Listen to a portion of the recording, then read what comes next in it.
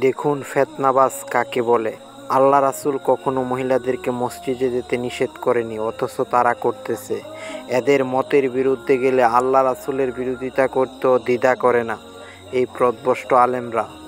রাসূলের সুন্নাহকে জবাই করে তারা কোন ইসলাম পালন করে আল্লাহই ভালো জানে।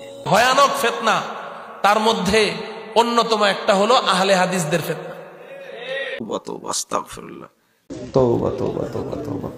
প্রিয় ভাইরা আমার, আল হাদিস বা সালাফি বলতে ভিন্ন কোনো নয়, বরং কোরআন এবং হাদিস ও রাসূল সাল্লাল্লাহু আলাইহি ওয়াসাল্লামের সাহাবীদের আদর্শের আলোকেই যারা ইসলাম জানা, মানা ও বাস্তবায়নের কথা বলেন, তারাই হচ্ছেন আহলুল হাদিস বা সালাফ। এরা এখন আমাদের মা বোনদেরকে মসজিদে নিয়ে যায়।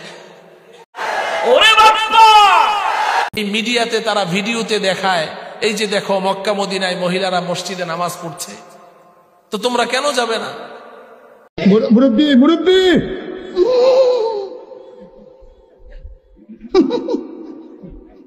আবার বলে নবীজির যুগে নবীজির পিছনে নারীরা মসজিদে গিয়ে নামাজ পড়তো, তো আমাদের মেয়েরা কেন মসজিদে যাবে না?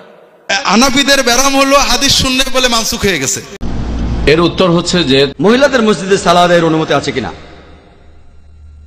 পবিত্র কোরআনে এমন কোন আয়াত নেই যেটা মহিলাদের মসজিদে সালাতকে নিষেধ করেছে। এছাড়াও এমন কোন সহিহ হাদিসও নেই যেখানে বলা হচ্ছে যে মহিলারা মসজিদে সালাত আদায় করতে যেতে পারবে না। সত্যি বলতে এমন অনেক সহিহ হাদিস আছে যেগুলো উল্টো কথা বলে।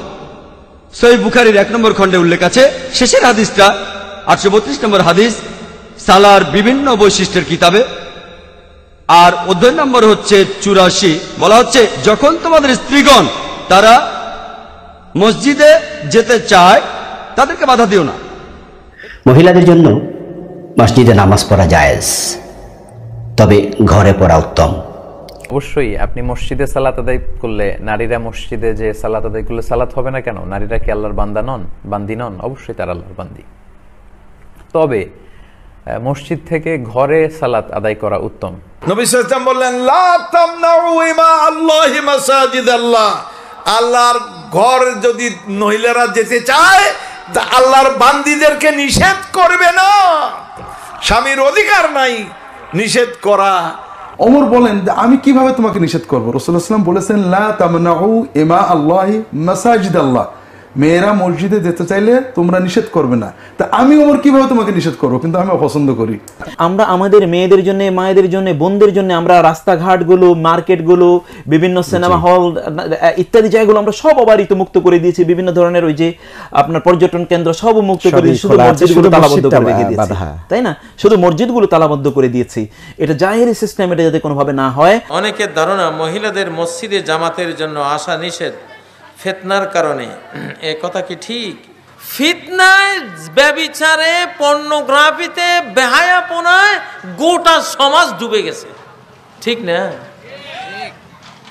গোটা সমাজ ডুবে আছে। আর ওনারা চিন্তা করে মসজিদে আসলে ফিতনা হবে। ফিতনা কি হইব?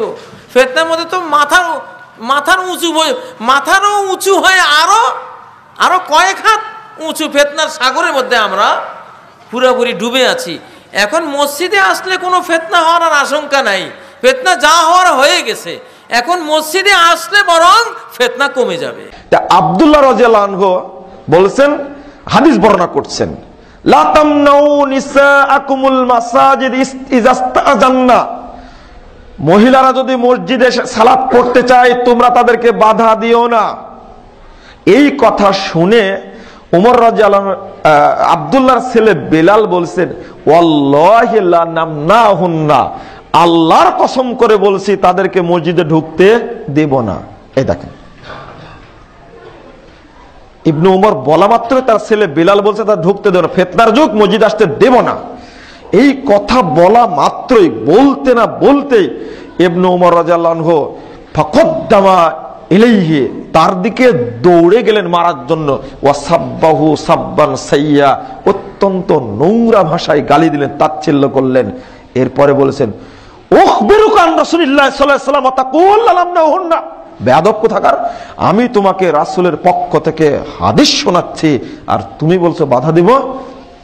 ওই দিনের পর থেকে ইবনু উমর তার ছেলে বেলালের সাথে মৃত্যু পর্যন্ত আর কোনোদিন কথা বলেন। মাশাআল্লাহ, বাইতুল মুকাররম জাতীয় মসজিদ, ঢাকা নিউ মার্কেটে এরকম দুই একটা জায়গাতে দেখা যায় মহিলাদের নামাজের ব্যবস্থা। বেশিরভাগ মসজিদেই কি নাই, মহিলাদের নামাজের ব্যবস্থা নাই। জুমার দিন আসা ভালো, বিষয় ভিত্তিক বক্তব্য শোনা হবে, 5 ওয়াক্ত সালাত বাড়িতে ভালো। তবে বুখারী মুসলিমের একাধিক হাদিসের বিবরণে বোঝা যায় যে মহিলারা মসজিদে আসতো, যার অত্র বিবরণ স্পষ্ট প্রমাণ করে।